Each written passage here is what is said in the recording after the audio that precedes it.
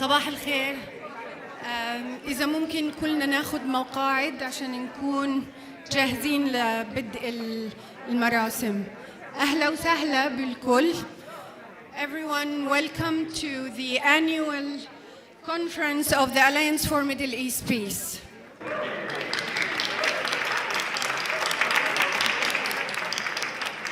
Thank you for being here. For those of you that I haven't had the chance to meet, although this is a room full of lots of friends, my name is John Linden. I'm the Executive Director at ALLMEP. This is the Force of Nature, Huda Abu Arqub, our Regional Director. I want to thank everybody for being here today of all days. I mean, we're going to get into it, but it's a really trying time, as you all know, far better than I do.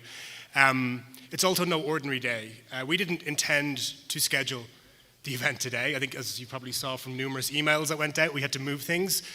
But maybe it's kind of fitting and poignant that it's actually on the anniversary, the 56th anniversary of the Six-Day War and the beginning of the occupation and the creation of many of the injustices and the man-made realities, and they are man-made, that you are working every day to disrupt and to rearrange, and that you can bring true transformative change to, and that maybe 56 years in are ripe for change. So the work that you're doing every day, as I think probably all of you already know intuitively and in your heart, it's critical, it's vital, individually as citizens, but also as organizations, each one with a very different theory of change. We hope and believe that they're complementary. And you're working against such incredible headwinds. Honestly, it's unimaginable. And it's sort of, it seems obvious that if you work together, you can have a far greater impact than you can if you work alone. That's our philosophy at ALLMEP, and it's what we are trying to do here today and every day. It's the work that Huda and the team are leading. And if you need anything from us, particularly based around partnership, connection, and ways that can allow you to have a greater impact to go together than you can when you go alone, hit us up, reach out. It's what we're here for. Members of the ALLMEP team are either wearing cool ALLMEP t-shirts or name tags with ALLMEP on them. Please approach them. They're here to help. And I want to thank the team for the amount of work they've put in today and in recent weeks to put together this conference for us. As I mentioned, and you know this already, the work that you're doing, it's always been important, but in my view, it's more important now than ever. We have a wave of dehumanization, of violence. We have this youngest generation, as we were talking about in the session that we just had, who are more separated from each other than any since 1967, more ripe and prone to dehumanization, to violence, to terrible stereotypes of the other, less able to have the sort of encounters that we're having today. And there's sometimes a bit of a kind of a cliche or a superficiality about these encounters. I don't think anybody in this room believes it, but they're incredibly important and profound, and they're completely necessary in this conflict and every.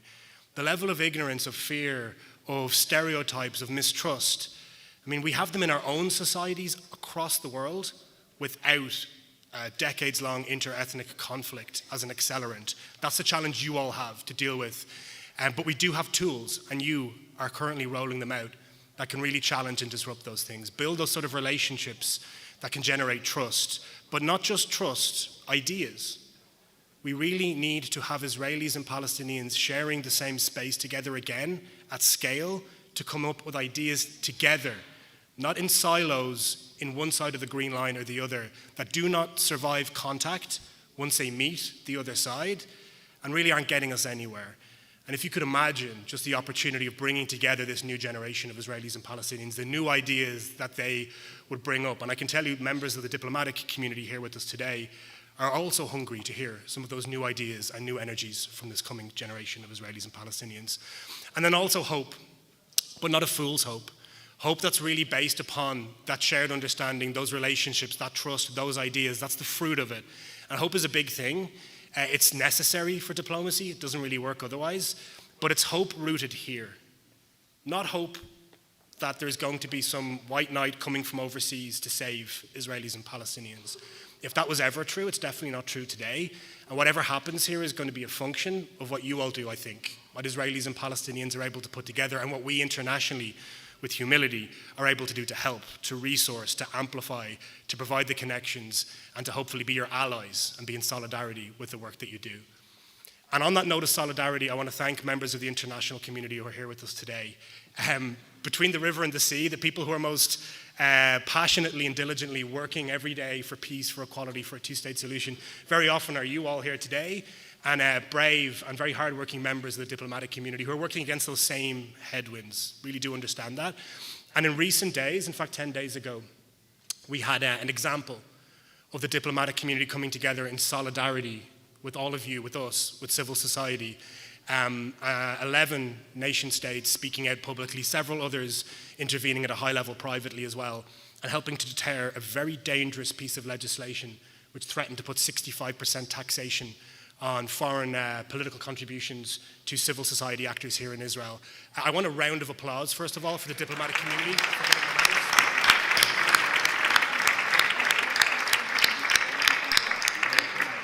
It's not over by any means, and it's also only a very, very small pixel in a larger picture that is truly terrible right now. But for civil society's work to be extinguished, that would be a true tragedy.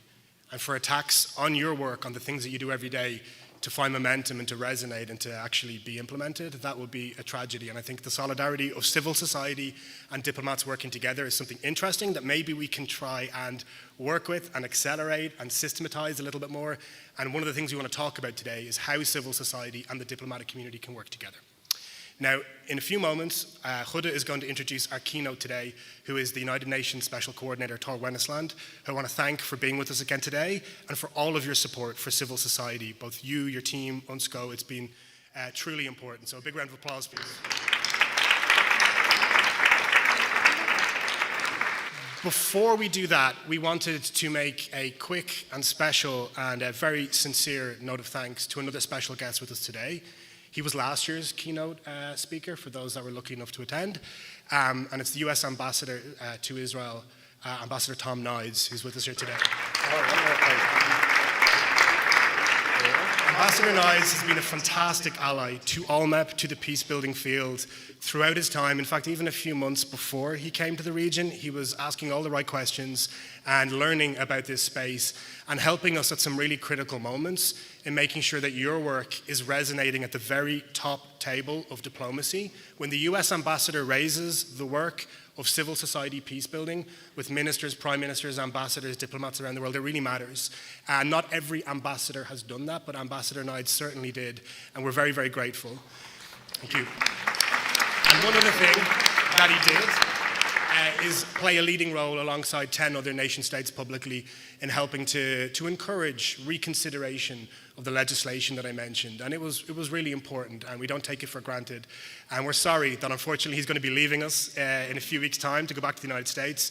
But again, one round of applause for Ambassador Nides. I'm going to ask to come up and say a few words for us as well.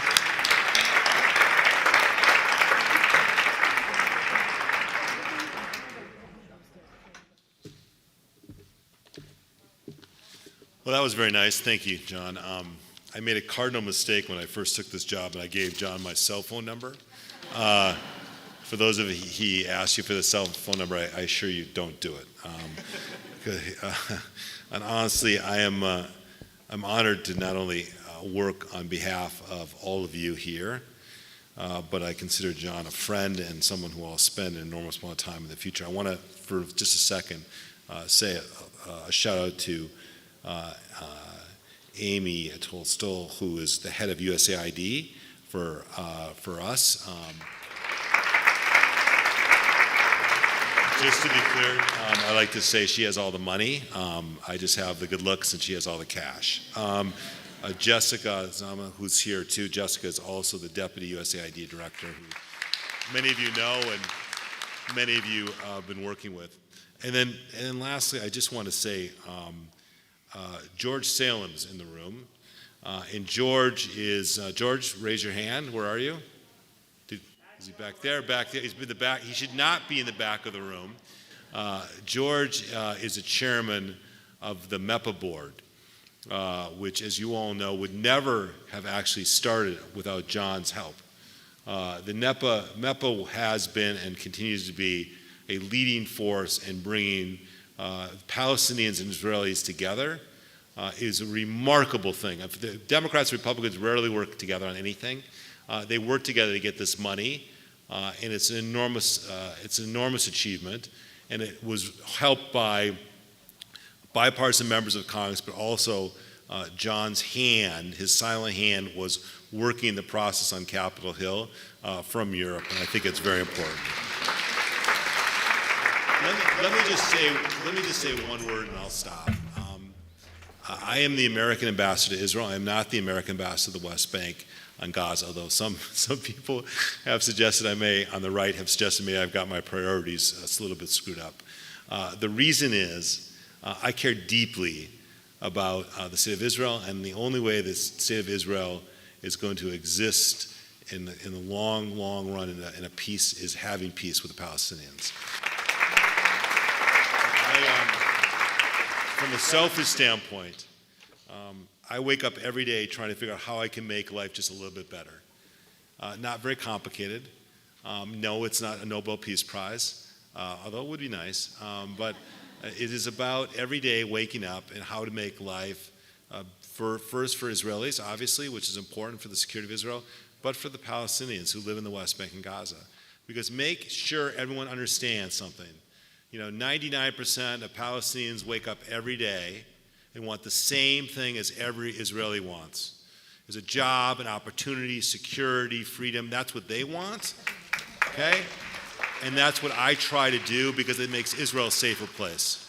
And every day I'm waking up and trying to figure out, and that's one of the reasons I think we get lost in the sauce a little bit, is we spend a lot of time on the big picture, which is important to do, but it's the little things that matter as well. That is why in my last couple of years with Amy and with my team, we spent time on getting things like the ALLMEP bridge open, getting hospital money for East Jerusalem Hospital, trying to get 4G done, trying to get the roads done, trying to do healthcare and education programs. That changes people's lives. That's what the work you all do, and I want to thank you all very, very much. Thank you very much.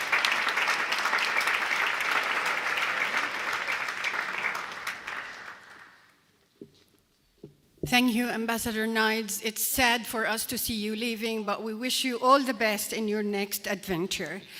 I wanted to give a huge recognition for the Palestinian and Israeli peace builders in the room. Please stand up. This day is yours. Please. Stand up.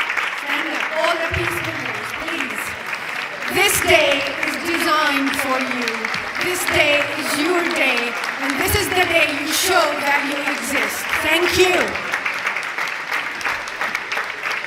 It is very difficult to have Palestinian and Israeli peace builders standing together on a day that is called in history a setback. But we are here today to turn that setback into a success that is dedicated to each and every one of you. Hope is not to be taken for granted, and you bring hope on a daily basis to everyone. Thank you. As ALLMEP, it's my utmost honor to introduce to you another courageous person who has a long diplomatic career, who has never given up on the Middle East. Although he served in different places in the Middle East, still managed to accept one of the toughest jobs in the field. Today he is with us also, sharing with us some of his wisdom, but he also is showing that resiliency, steadfastness, and innovation and creativity are a must in order to change the political dynamics. Mr. Tor, the floor is yours. أهلا وسهلا. اتفضل.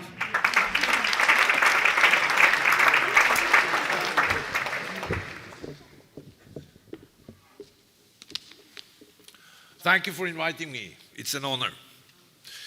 Tom and myself, we have two things in common. We are not white knights, and headwind is our profession. That is the basic line I'm working from. Headwind is my profession, and I'm used to it, and I'm not scared by it. There is no peace between Israel and the Palestinians without you guys. That's where it starts. That is where it starts. It doesn't start with the diplomats. It starts with you.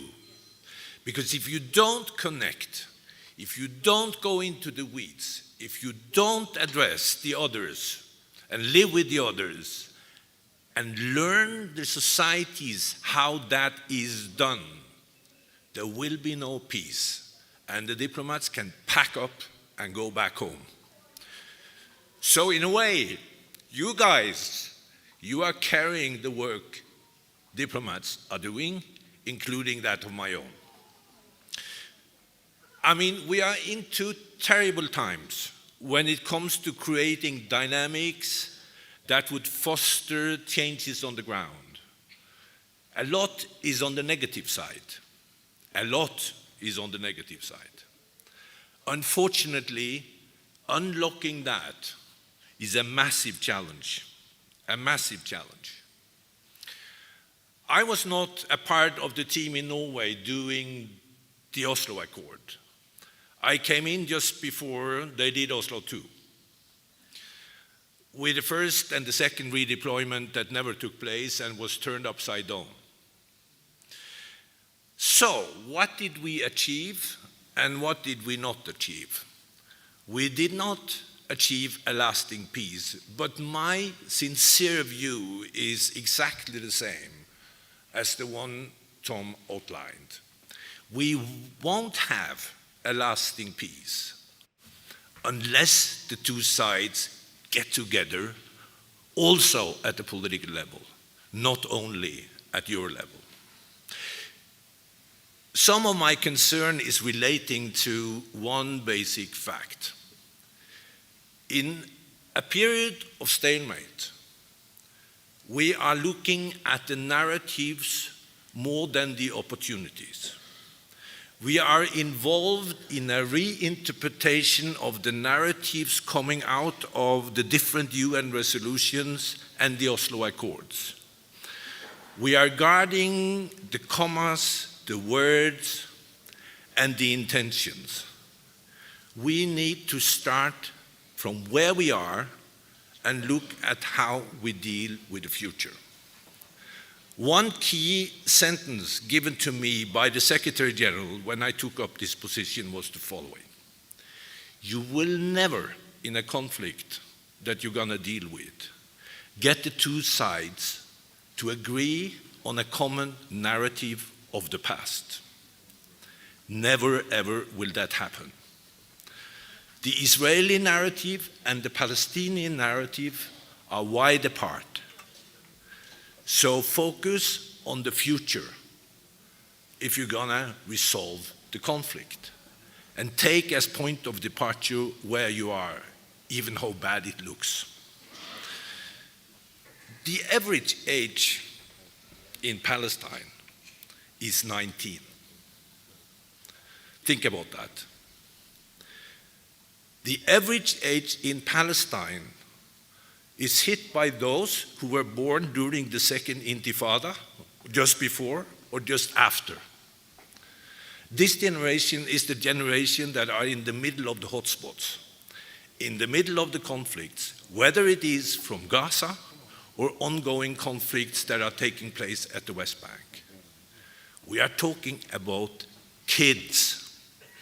We are talking about a young generation that doesn't carry the narrative from Oslo, that doesn't carry the narrative from Oslo II, that are not involved in politics. And more than half of the Palestinian population eligible for voting has never voted in a parliamentary election, which is robbing people from robbing the voice of the people of the future. This is where you come in. There needs to be a drive to give the young generation a voice and a future, and design their own destiny.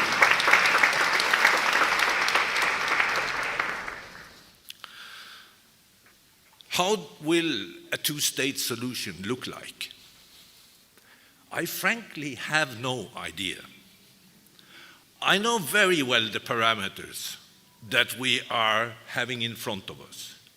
I know extremely well the attempt that has been made over time in a very serious way to resolve these elements and the parameters in the best way. We need to look at the parameters from the perspective of the future and not only from the perspective of the past. Because if we get totally entangled into the past, we will end up exactly where we are. We will not be able to change the two different narratives. You have to meet somewhere. You have to meet where you are. That's what you are doing. I really salute your work. I mean, I'm coming out of civil society myself. That's my whole background. I was dealing with civil society work for 10 years before I became a diplomat. And I know exactly the difficulties, the constraints, the objectives, the dreams, and the feeling of not succeeding. But you have to plod on. You have to persevere. You have to plod on. You have to be a cynical driver for a better future. Don't let yourself be distracted by the negatives. Try to define the constructive for the future. I'm doing as Tom. I'm waking up in the morning trying to find out how do we nudge it?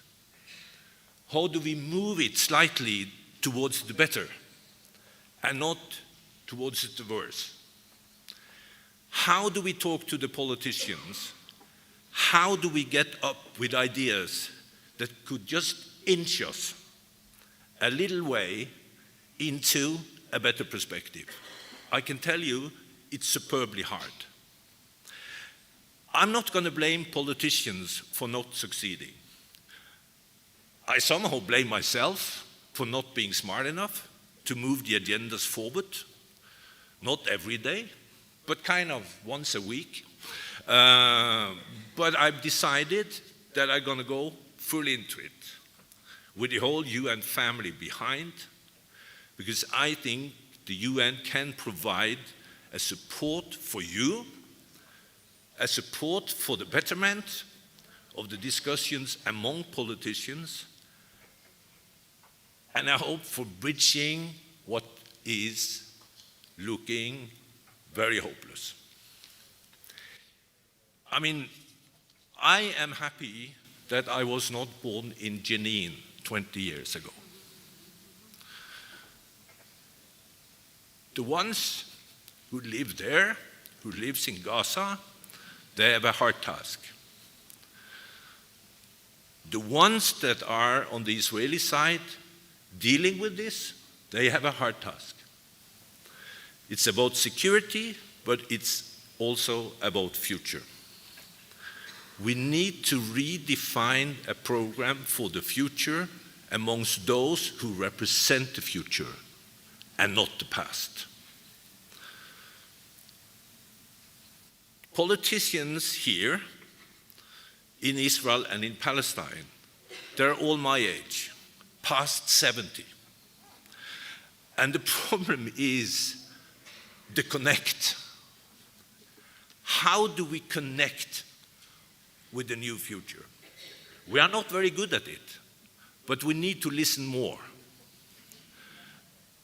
There are too few young people in this audience. There should have been more. We need to mobilize more about the new generation and sit down and have the serious discussions on how we form the future.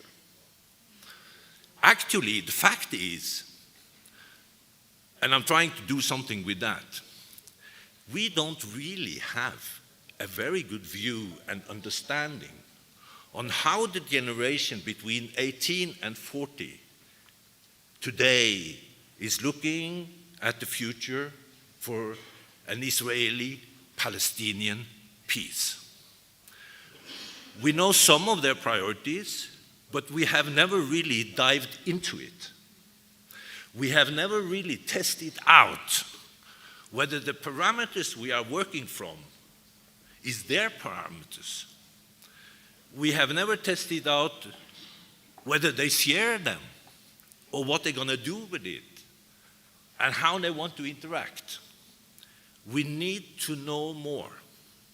Nobody is closer to that know more than you are in the work you are doing. That's why you have to.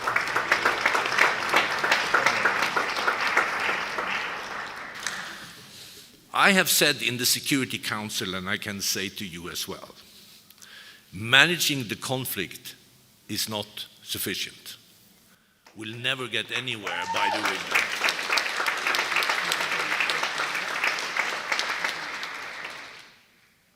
But I will also say that dealing with the conflict in order to make it less bad is very important.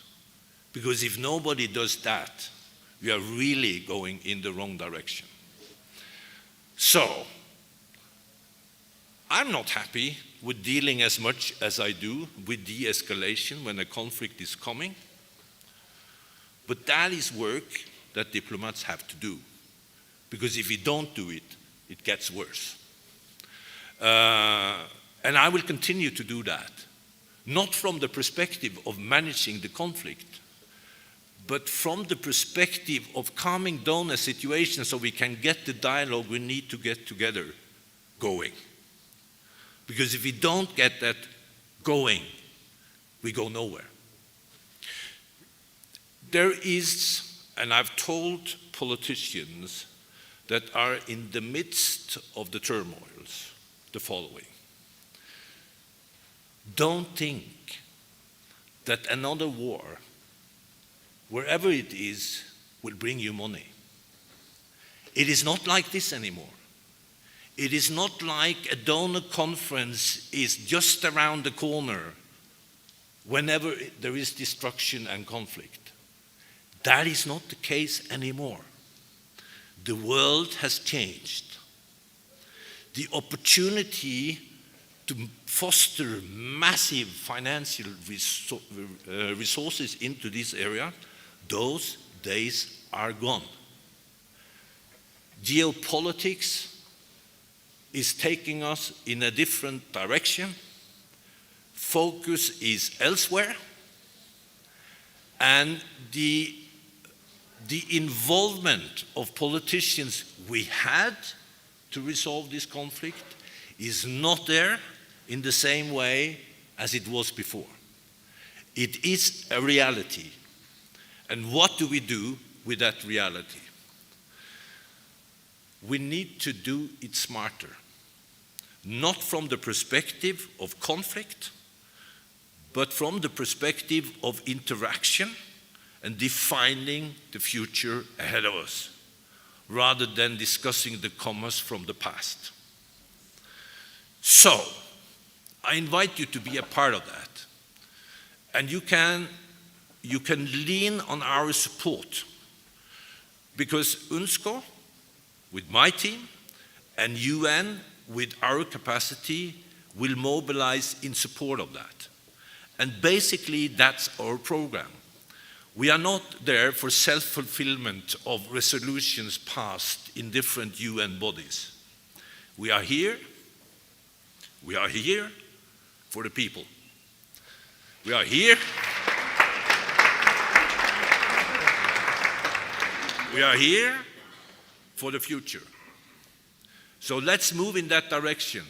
And you are a superbly important element in how diplomats should redefine their priorities. We need to listen more to you, speak up, come to us, and we will go behind you or in front of you as you deem appropriate. Thank you.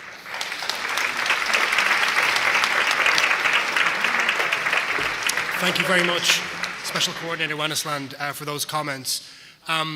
And I want to thank also the UNSCO team and the United Nations. Last year's conference, Secretary General Guterres was good enough to acknowledge in the Security Council, and standing behind the work of all you, of peace builders, is an important role for the UN, and we're very, very grateful for the team here and for Special Coordinator Wennesland in doing so. So please, another round of applause.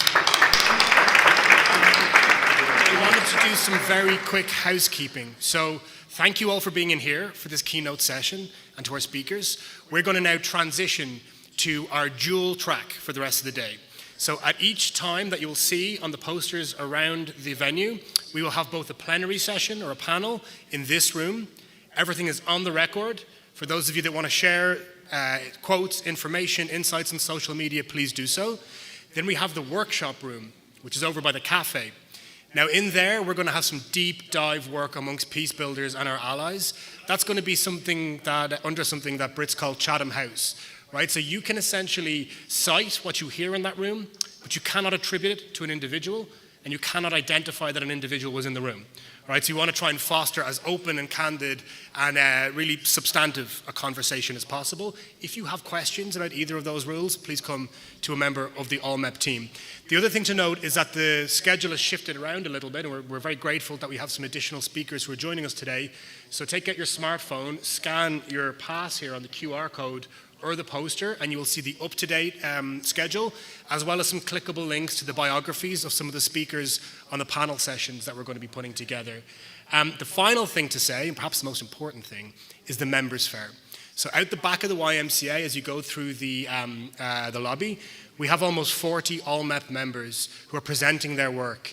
Please, if you spend your time in this room or that other room for the rest of the day, you have really missed out on what this conference is about. I encourage you to walk down there, meet some people you haven't met before, learn about their work. If you're a practitioner, try and think about a way in which you can partner and work with some of these organizations or learn about their theory of change. If you're a diplomat, perhaps think about how you can integrate it into how you're doing your own theory of change as an actor in this space. And if you're a funder, please consider funding those organizations that you see. So do walk around, get chatting to them. There's some incredible, innovative and ambitious work being done, and this is one place where you can see it all together, very, very rarely. We're going to take a pause now. We're going to have the first panel session here in about 5 minutes, I hope. It's the sort of scene setting session where we're going to look at the threats and the opportunities in this moment right now. We have an excellent expert panel who'll be joining us on stage in a moment. And the last thing that I just wanted to say relating to Special Coordinator Wennesland's excellent comments around youth. We're going to be talking about that in almost every workshop and every single panel session today. These are very young societies in Israel and Palestine, as Tor mentioned. And on the research question, we have conducted a youth poll with Dr. Shendlin and Dr. Shikaki, and we intend to do another one this summer to release for the 30th anniversary of the Oslo Accords. And if you have questions that you would like to hear the answers to young people, please come and speak to us. We're also doing some work with you, with our members, on M&E, on measurement and evaluation, where we can see some of the attitudes and responses amongst those that participate in these programs. So I wanted to say that from this stage so people can come and talk to us with any ideas or insights. I want once again a big round of applause for Tor, for Tom.